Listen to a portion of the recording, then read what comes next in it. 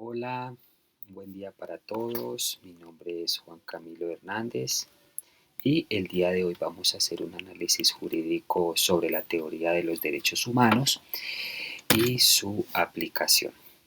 Vamos a ver ese contexto de este caso. Carlos es un joven de 28 años con discapacidad física que usa silla de ruedas. Fue contratado por una empresa de telecomunicaciones, pero enfrentó barreras de accesibilidad significativas en su lugar de trabajo, como la falta de rampas, ascensores adaptados, lo que limitaba su movimiento en el edificio. Después de solicitar formalmente adaptaciones, el gerente de recursos humanos rechazó esa petición por los costos y le sugirió buscar otro puesto. Poco después, Carlos fue despedido por falta de compatibilidad con el ambiente laboral, lo que lo llevó a sospechar que la causa real de su solicitud de adaptaciones y discriminación fue evidente debido a su discapacidad. Ahora busca asesoría legal para impugnar ese despido y hacer valer sus derechos. Muy bien. En la tarea propuesta o en la actividad propuesta para esta semana tenemos varias preguntas y a partir de estas preguntas vamos a ir abordando el caso de Carlos. La primera pregunta propuesta es: ¿qué principios constitucionales son relevantes en el caso de Carlos? Bueno, en el caso de Carlos se violaron varios principios constitucionales fundamentales eh, que respaldan sus derechos, ¿no? Entre esos cabe mencionar la dignidad humana, por supuesto, el derecho a la igualdad y no discriminación, de acuerdo con el artículo 13 de la Constitución Política, y el derecho al trabajo, según el artículo 25 de la Constitución. Con respecto a la dignidad, de mencionar que el trato de la empresa hacia Carlos fue despectivo, atentando contra su valor contra persona, sugiriéndole que buscara otros puestos más adecuados.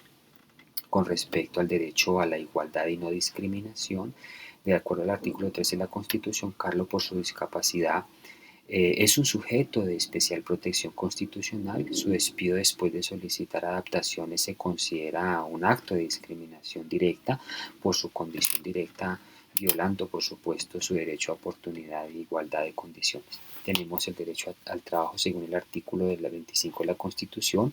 El despido vulnera el derecho fundamental de Carlos al tener y permanecer un empleo en condiciones justas. Seguimos avanzando y miramos que tenemos una estabilidad laboral reforzada. Esta es una protección especial para trabajo en situaciones de vulnerabilidad. Como personas con discapacidad, Carlos goza de este derecho. Esto implica que él no podía ser despedido sin un permiso previo del Ministerio del Trabajo. Al no existir dicho permiso, este permiso resulta ser ineficaz, es decir, que no tiene una validez legal. Por lo tanto, Carlos tiene derecho a ser reintegrado a su cargo, recibir los salarios y prestaciones que dejó de percibir y una indemnización de no menos de 180 días de salario. También tenemos el libre desarrollo de la personalidad, de acuerdo con el artículo 16 de la Constitución. La falta de accesibilidad a la empresa y la sugerencia de buscar otro puesto pues limitan la autonomía de Carlos y su capacidad para desarrollarse plenamente en el ámbito laboral. Tenemos también el principio de solidaridad. La empresa incumplió con su deber social, como apoyando a una persona en situación de debilidad manifiesta al negarse a realizar las adaptaciones necesarias, incluso si argumentaba que tenía dificultades económicas. Bueno, también podemos mencionar la prevalencia de interés general, de acuerdo con el artículo 58 de la Constitución Política. El derecho a la accesibilidad y la garantía de los derechos humanos fundamentales deben prevalecer sobre los intereses económicos individuales y económicos de la empresa. El bien común está por encima del interés particular. Bueno, analicemos la siguiente pregunta. Y es: ¿qué derechos específicos amparan a Carlos en virtud de la Constitución y los tratados internacionales sobre personas con discapacidad y cómo pueden exigirse en un contexto de despido injustificado y falta de accesibilidad. Bueno, Carlos está amparado por derechos específicos y mecanismos de exigencia establecidos tanto en la Constitución de Colombia como en tratados internacionales, los cuales voy a mencionar a continuación. Vamos a tratarlos de explicar lo mejor posible. Con respecto a la estabilidad laboral reforzada, mencionar que este derecho es derivado de la Constitución y protege al trabajador con discapacidad de despido indiscriminatorio. La protección se activa simplemente con que el empleador conozca la condición de salud del trabajador sin necesidad de una calificación formal de discapacidad. También mencionar el derecho a la accesibilidad y adaptaciones razonables, ¿no? La falta de rampas, ascensores clave en el lugar de trabajo de Carlos es una barrera que viola definitivamente su derecho a esa igualdad, sin duda. El Estado tiene la obligación de asegurar las condiciones mínimas para que pueda ejercer su derecho plenamente. Mencionar también la protección contra despidos discriminatorios, decir que el despido de un trabajador con discapacidad es ineficaz y no produce efectos legales. En otras palabras, si no cuenta con esa autorización previa del Ministerio del Trabajo, si el despido de Carlos fue por discapacidad, este se considera nulo y discriminatorio. También tenemos el reconocimiento de tratados internacionales, entre esos el bloque de constitucionalidad, tratados como la Convención Social sobre los Derechos de las Personas con Discapacidad son de obligatorio cumplimiento en Colombia.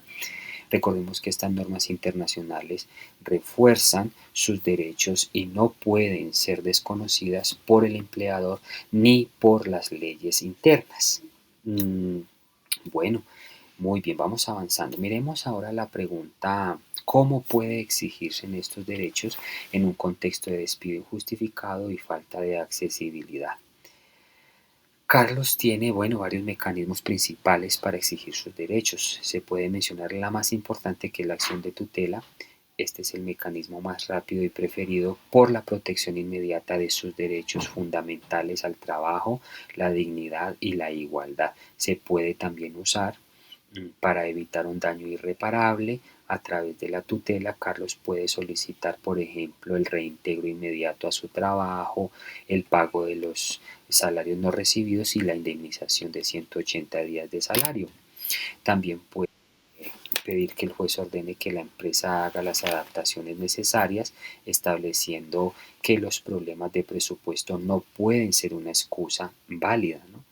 Mencionar el proceso judicial ordinario laboral, por supuesto, es una vía alternativa a la tutela, pero es un proceso mucho más largo. Aunque puede reclamar su derecho a indemnización por este medio, la acción de tutela es mucho más efectiva para una protección urgente. Bueno, ¿qué mecanismos de protección de derechos podría Carlos utilizar para exigir una revisión de despido y de las condiciones laborales que afrontaba? Bueno, ya hemos mencionado este punto, ¿no? Carlos tiene a su disposición varios mecanismos para protección, para proteger sus derechos y revisar tanto su despido como sus condiciones de trabajo. Ya mencionamos anteriormente la acción de tutela. Es un mecanismo más rápido y adecuado para que Carlos pueda usarlo. Mm, es de protección inmediata, sirve para proteger de forma urgente sus derechos fundamentales al trabajo, la dignidad y la igualdad. Tenemos una estabilidad laboral reforzada. A través de la tutela puede exigir la protección especial que tiene por su discapacidad. Bueno, y si no tiene un permiso del Ministerio de Trabajo, tiene unas consecuencias claras, dado que el despido fue sin autorización, es ineficaz. La tutela le permite solicitar un reintegro inmediato, el pago de salarios y prestaciones no recibidas y la indemnización de 180 días de salario. También una exigencia de accesibilidad puede usar la tutela para ordenarle a la empresa que realice las adaptaciones necesarias como rampas, ascensores, etcétera, ya que los motivos económicos no son una excusa válida.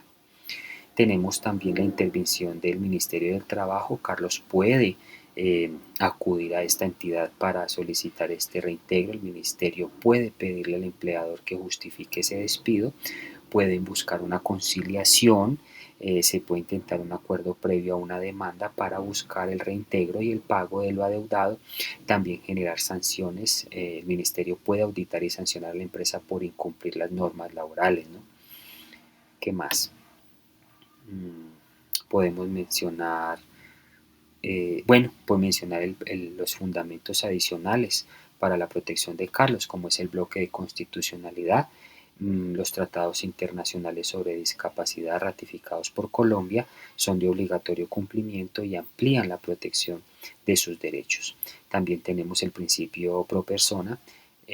Las normas siempre deben interpretarse de la manera que más favorezca la dignidad y los derechos de la persona, y acciones afirmativas, es decir, que la ley exija acciones concretas para proteger a grupos vulnerables. La negativa de la empresa al realizar estas adaptaciones es una omisión que viola este principio, ¿no? Para tener en cuenta. Sigamos avanzando entonces y mencionemos la pregunta. Explique de qué forma el principio de dignidad humana se ve comprometido en este caso. El principio de dignidad humana es el factor inherente que tiene cada persona, el cual garantiza el respeto a su autonomía y bienestar. En el caso de Carlos, este principio fundamental se ve comprometido de las siguientes maneras que yo puedo identificar, ¿no? Que a continuación menciono. Primero, pues la afectación de la autonomía y del plan de vida. El despido injustificado y discriminatorio interrumpe bruscamente el proyecto de vida de Carlos. Al quitarle su trabajo, pues está atentando directamente contra su autonomía, su capacidad para generar ingresos y su libertad para desarrollarse profesionalmente. También las condiciones materiales de una existencia digna. La dignidad implica tener las condiciones materiales dignas básicas para vivir. Al ser despedido y al no contar con un entorno laboral accesible sin rampas ni ascensores, etcétera, se le negó a Carlos la posibilidad de trabajar y tener una fuente de ingresos, afectando su capacidad para satisfacer sus necesidades básicas, ¿no? Mencionar también la vulneración de la integridad física y moral, es decir, la no humillación. La dignidad prohíbe cualquier forma de humillación, la discriminación por su discapacidad, el despido y la falta de un entorno accesible son cosas que pueden menoscabar su valor como persona y lo exponen a situaciones de desprotección y humillación. ¿Qué responsabilidades tiene el empleador en relación con la inclusión y accesibilidad de Carlos, ¿no? Decir que el empleador tiene responsabilidades directas y claras para garantizar la inclusión y los derechos de Carlos en un entorno laboral. Tenemos el principio de protección del trabajador y estabilidad laboral reforzada, como ya lo hemos venido mencionando, donde el empleador tiene que respetar ese derecho reforzado de Carlos. Esto le prohíbe despedirlo, trasladarlo o empeorar sus condiciones de trabajo sin una autorización previa del Ministerio de Trabajo, ¿no? Prohibición de discriminación y acciones afirmativas. Es obligación del empleador no discriminar por motivos de discapacidad, debe tomar acciones afirmativas para promover la inclusión, lo que incluye revisar las adaptaciones necesarias para garantizar la accesibilidad. No hacerlas omisión viola, por supuesto, este principio con respecto a las condiciones dignas, justas y equitativas. También mencionar que el empleador debe asegurar un ambiente de trabajo digno y seguro. Esto implica proporcionar las herramientas y condiciones necesarias para que Carlos pueda hacer su trabajo de manera segura, lo cual incluye un espacio físico accesible. Bien, hasta aquí vamos analizando las consecuencias del despido, las justificantes. Si el empleador despide también a Carlos sin ese permiso del ministerio, pues recordar que ese despido es ineficaz y está obligado al reintegro y a pagar todas las prestaciones y a pagarle también esa indemnización que ya mencionamos. Pasemos entonces para ir finalizando al debido proceso. En todo proceso de despido es responsabilidad del empleador garantizar el debido proceso, lo que incluye darle al trabajador la oportunidad de presentar sus descargos o defenderse, ¿no? Miremos esa responsabilidad, en qué consiste.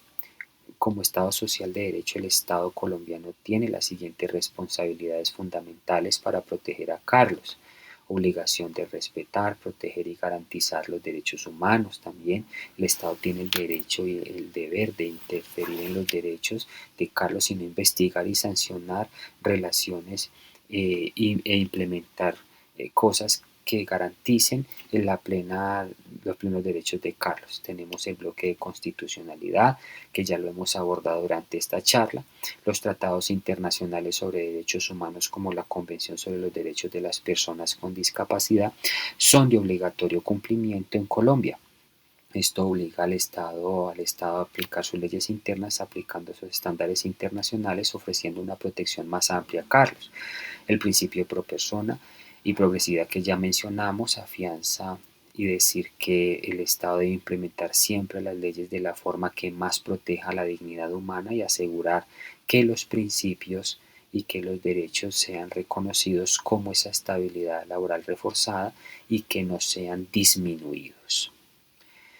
Mecanismos de protección, recordar y hacer un resumen, decir que son estas herramientas que proveen para la defensa de los derechos.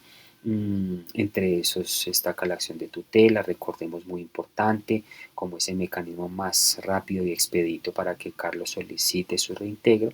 El Ministerio del Trabajo es la autoridad a la que Carlos puede acudir para que se pueda investigar ese despido, se busque una conciliación o se sancione al empleador. Bueno, y el Estado es responsable, por supuesto, si no logra impedir una violación de derechos. La falta de control sobre las acciones discriminatorias del empleador pueden generar responsabilidad estatal y la obligación de reparar íntegramente a Carlos. Voy a dejar el enlace en esta presentación para que veamos un ejemplo de tutela que puede interponer Carlos para que podamos así colaborarle a Carlos con esta situación jurídica y pueda ser resuelta de la mejor manera. Espero que esta actividad haya sido de gran impacto para todos nosotros, especialmente lo fue para mí, y que haya sido de gran aprendizaje aplicando, por supuesto, y haciendo un análisis adecuado a los derechos fundamentales de todo ser humano. Hasta la próxima.